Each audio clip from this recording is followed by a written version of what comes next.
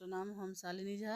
अहाँ से एकटा कोहबर गीत सुनू और साथ में संग दऽ रहल छथि कविता झा। धन्यवाद। साओन भादव के रानी सिरतिया कहाँ माग मेलौं एती राती हे। साओन भादव के रानी सिरतिया कहाँ माग मेलौं एती राती हे।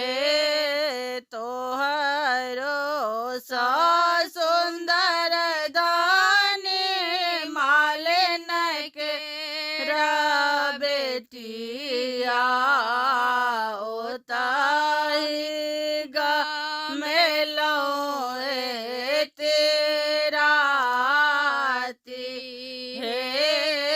तोहरो सा सुंदर दानी मालिन के बेटिया ओताही ग मेलौं एती राती हे। आब तो मालिन बेटी बैसा तो पलंग चढ़े कौन रे ते जोड़ला सीने हे।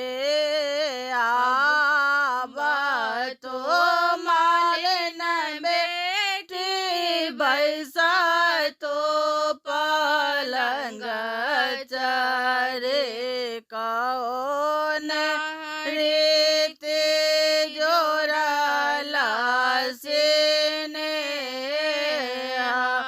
हे।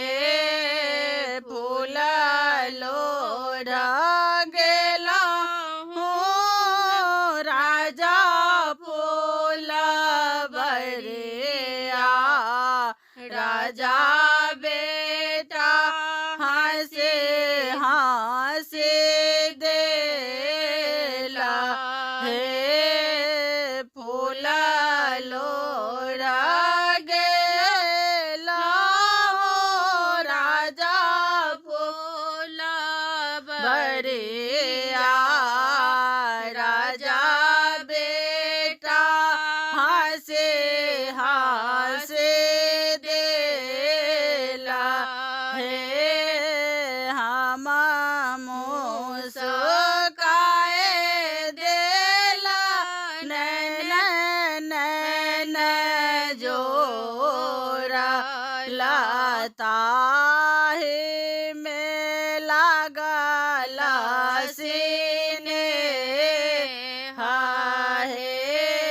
मरी होगे मालिन मालिन बे